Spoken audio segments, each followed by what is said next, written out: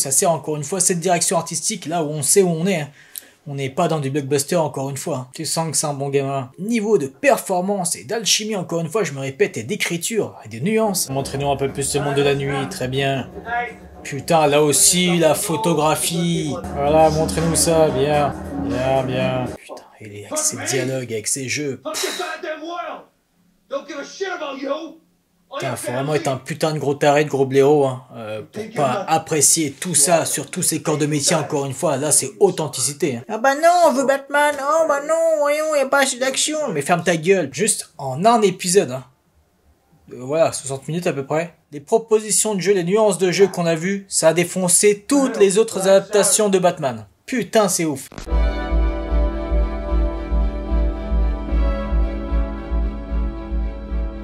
Bien, bien, bien.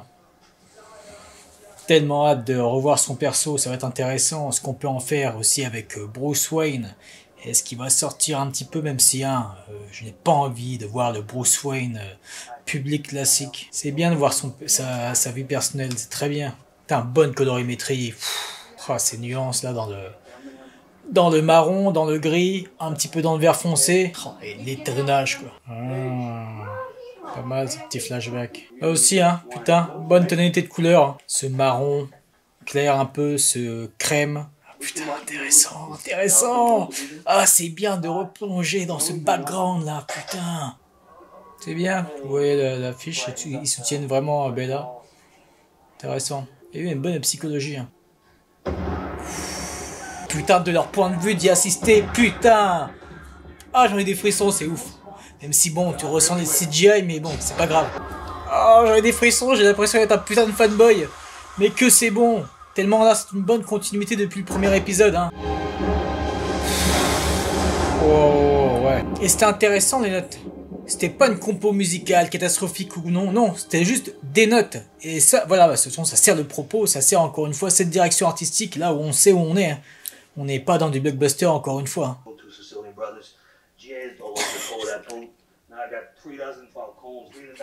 Putain, les dialogues savoureux encore une fois, putain, excellent. Surtout quand ça parle d'un lore que l'on connaît, putain. C'est bien de voir son stress forcément. Hein. Il connaît pas du tout ce milieu, c'est très intéressant d'avoir un prisme comme le sien. Il fait tellement de la peine, mais il joue tellement bien. Tu sens que c'est un bon gamin. Oh, putain, c'est intéressant. Ils en mettent un petit peu de temps en temps du background, c'est bien, ils ne sortent pas tout d'un coup, c'est hyper intéressant du coup. Belle photo, c'est bien cette nuance de vert derrière là. Ça fait 3 plans qu'on voit ça. Putain, là aussi on le voit un peu, cette nuance de vert, bien. Et dire qu'il y avait un trou de balle sur un commentaire sur une vidéo YouTube qui parlait de The Penguin, je sais plus c'est laquelle.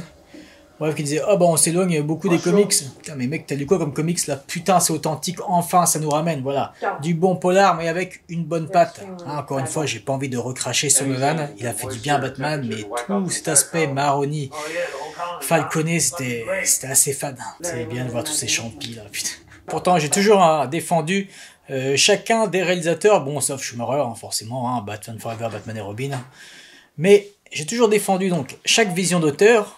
Tandis qu'il y en a qui disent non, le meilleur Batman c'est ça, le meilleur Batman c'est ça. Non, non, voilà, respectons. Mais malgré tout, là, franchement, de ce que je vois, de cet univers-là, vraiment, que ce soit au niveau de l'écriture, au niveau de la patte, de la photographie, vraiment, j'aimerais qu'il n'y ait plus jamais d'adaptation de Batman et qu'on reste juste sur cet univers pendant genre 10 ans. Sérieusement.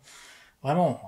Quand on voit, voilà, même si j'ai un petit peu de mal avec le scénario de The Batman, malgré tout le traitement hyper intéressant, je ne veux pas revenir sur l'excellente photographie de Greg Fraser, c'est un taf de ouf ce qu'ils font, franchement avec Matt Reeves là, au niveau de la focale. Bref, on a aussi le fameux comics préquel, en plus écrit par Paul Dano, que je vous conseille aussi, très très bon, sur le Sphinx donc. Franchement là, pour l'instant, cet univers... c'est un sans faute sur tout ce qu'il nous propose. Et ça, pour moi, là, vraiment, cette série, ça élève. Hein. Ça élève cet univers, hein, très clairement. Ah, pour être franc avec vous, j'avais donc entendu parler du fameux comics écrit par Paul Dano, et je me le suis pris seulement, il y a 2 semaines seulement, après le visionnage du premier épisode, pour dire que, voilà, c'est aussi cette série qui me re-hype pour cet univers. Il fait vraiment du bien, donc là, merci Lorraine Lefranc, merci beaucoup. Putain, c'est bien de reparler du camp de secours, bah, on avait aperçu un camp de secours dans le premier épisode, putain, bien, bien. Parce que j'avais peur, je vous avoue qu'on le laisse un peu de côté, mais non, là aussi, de temps en temps, tu en reparles. Comme le background de Oz. Bonne écriture. Qu'est-ce qu'il est juste dans son jeu. C'est tellement pas évident de faire le bégaiement. Même si la première fois qu'il bégayait, quand Oz le chopait dans le premier épisode, là je trouvais ça limite. Mais franchement là, depuis son jeu, vraiment nickel. Hein. Putain, j'ai l'impression même qu'il s'améliore. Après je sais pas s'ils l'ont tourné dans l'ordre ou pas cette série. Moi putain il est français bien. Cette franchise hyper intéressante la relation. Ça c'est clair. Tu attends, enfin je sais pas, moi je m'attends soit pour qu'il y ait vraiment un bon scénario, soit faut qu'il meure pour que ce soit hyper touchant à la fin de cette série et que du coup Oz s'en voudrait, voilà. Ou alors sinon ce qui serait encore plus intéressant, ce serait de le voir évoluer, par exemple dans The Batman 2, bah voilà, vu que Oz aura évolué un petit peu, bah tu le vois du coup mais en costard, vous voyez ce que je veux dire, avec une petite psychologie légèrement différente par rapport à ce qu'il aurait pu vivre en plus de ça entre temps. Bon gars. C'est bien, t'as un bon gamin, bon c'est bien qu'il partira pas, mais t'as forcément envie qu'il parte. Intéressant le style qu'ils lui ont fait comme ça là. Le doigt pède là, de stop, excellent en haut. Oh putain, c'est intéressant de voir ça, ouais, montrez-nous un peu d'asiate là. Mais tellement excellent, tel. Et l'autre qui s'entraîne là. Moi, je me fous de ces gueules, mais non, le pauvre, j'ai tellement envie qu'il parte, on sait bien que ce sera pas possible, mais putain, c'est bien encore une fois ces petites touches d'humour là. Bienvenue à Gotham City, hein, forcément. Bon, tu sens que c'est le volume par contre derrière, mais bon. Voilà, ça va. Putain, mais qu'il est bon, pauvre gamin. La relation, putain. L'échange, vraiment, l'alchimie dans les jeux, incroyable, putain. Incroyable, hein, vraiment, d'être autant dedans. Là aussi, l'écriture de Cobblepot, putain, enfin, de Cobb, apparemment, dans cet univers, putain, franchement. Ah, rien que cette scène était savoureuse en tout point. Vraiment. Niveau de performance et d'alchimie, encore une fois, je me répète, et d'écriture, et de nuances.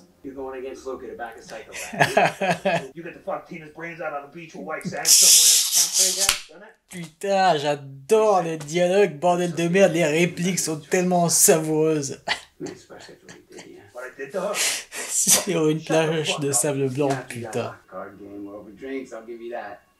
Oh, putain, c'est... Ah, ça va pas être bon, hein, on connaît son tempérament. Montrez-nous un peu plus ce monde de la nuit, très bien. Putain, là aussi, la photographie. Voilà, montrez-nous ça, bien. Putain, mais oui, François Chaud, j'oubliais qu'il jouait dedans, putain, excellent. Il avait incarné Shredder, enfin le second Shredder dans le second film des Tortues Ninja. Ça fait tellement plaisir, putain, dans ce rôle-là en plus, excellent. C'est bien, les gentils. C'est bien, Dieu sur le traumatisme, putain.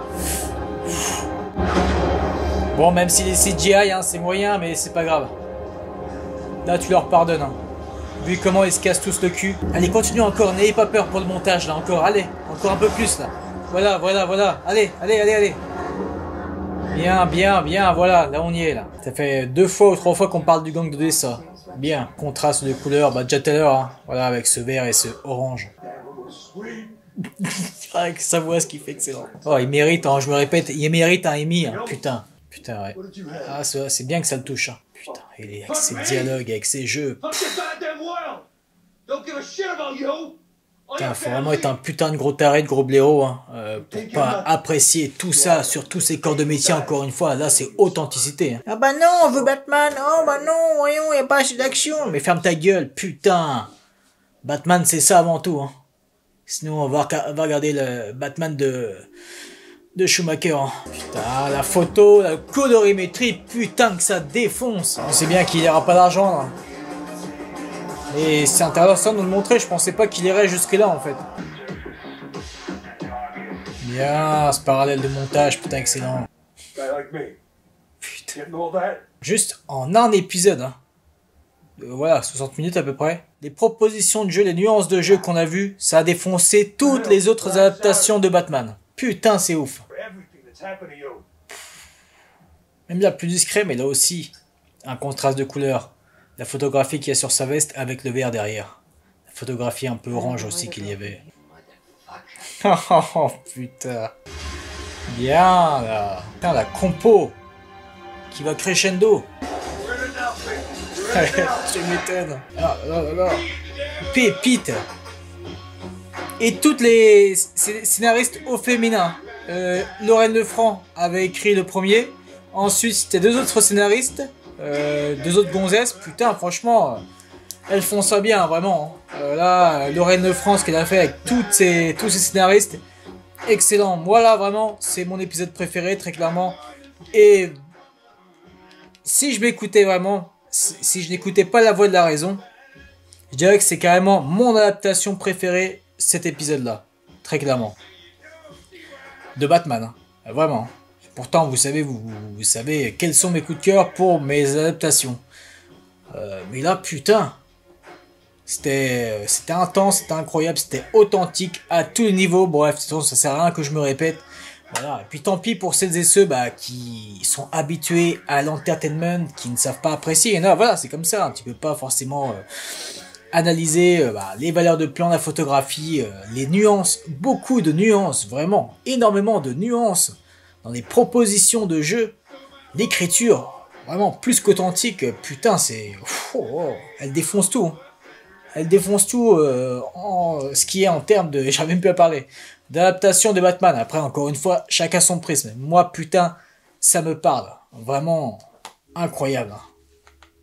Comme quoi, j'étais plus hypé, je vous en ai déjà parlé, pour The Penguin que pour The Batman 2. Ouais, là, ouais, c'est clair. Ouais, putain, là, on est servi. Après, forcément, c'est différent. Mais non. Là, il y a un traitement et une écriture, encore une fois, plus authentique, même si, bien sûr, ça n'existerait pas sans The Batman, qui a quand même posé les bases avec Oz, avec ce lore, avec cette Gotham putain de bien travaillée qui manquait, encore une fois, surtout dans celle de Nolan. Bon, quant à nous, on se retrouve, bien sûr, la semaine prochaine pour l'épisode 4. Je vais essayer de m'en remettre. Vraiment, je crois que je vais me le rebattre demain, c'est obligé.